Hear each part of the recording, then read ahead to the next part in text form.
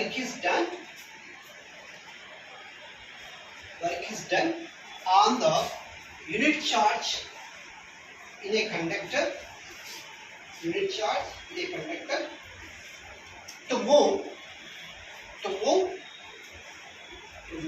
from one point to another point.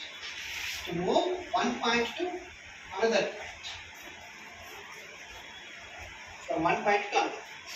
The work is done on unit charge in a conductor from one point to another point is called as electric potential. మీరు రాసుకోండి. ఒక వాహకంలో ప్రమాణ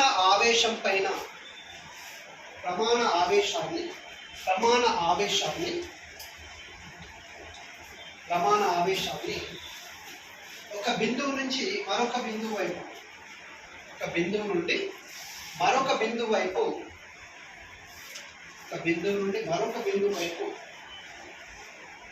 తీసుకురావడానికి దానిపైన జరిగిన పనిని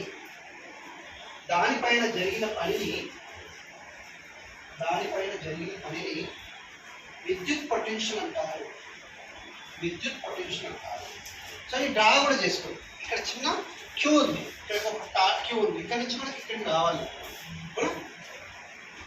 AP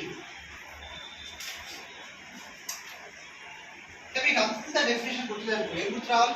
V is equal to W/Q అంటే ఏమన్నా సింపుల్గా work per unit charge. Work is done on unit charge అని కావాలి. అంతే గుర్తుపెట్టుకుంటే చాలా. అంత డెఫినేషన్ గుర్తులేకపోయినా ఏం చేస్తారు, చార్జ్ పార్టికల్ ఉంటుంది, దానిపైన వర్క్ జరిగిందే దాన్ని ఏమంటారు, పొటెన్షియల్ అంటారు. వర్క్ ఎక్కువ జరుగుతుంది ఆవేశం పైన అంటే పొటెన్షియల్ ఎక్కువ ఉన్నట్టు. పొటెన్షియల్ ఎక్కువ ఉంది అంటే వర్క్ ఎక్కువ జరుగుతుంది. వర్క్ ఎక్కువ జరుగుతుంది అంటే ఫ్లో ఎక్కువగా ఉంటుంది. ఫ్లో ఎక్కువగా ఉందంటే కరెంట్ ఎక్కువ. ఈ ఫ్లో ఆఫ్ చార్జెస్ ఏం కావాలా, వేగంగా పోవాలి. వేగంగా పోతుందంటే కరెంట్ ఎక్కువగా ఉంది. వేగంగా పోవాలంటే పని ఎక్కువ జరగాలి. పని ఎక్కువ జరిగిందంటే పొటెన్షియల్ ఎక్కువ జరిగింది.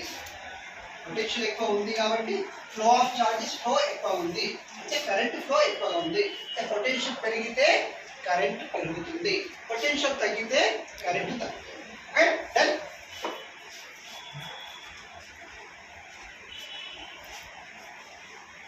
సో దీని మీద కూడా సమ్స్ వస్తాయి. సో ఈ ఫార్ములా మీద కూడా మనం సమ్స్ ఫేర్ చేయవచ్చు. దీనికి యూనిట్స్ చెప్పండి చూద్దాం. మన తెలుగులో ఏమంటాము, పని బై చార్జ్ అంటే ఆవేశం. వర్క్కు ప్రమాణాలు ఏంటన్నా, what are the units of work? మనం ఫస్ట్ చాప్టర్ నేర్చుకుంటాం జౌల్.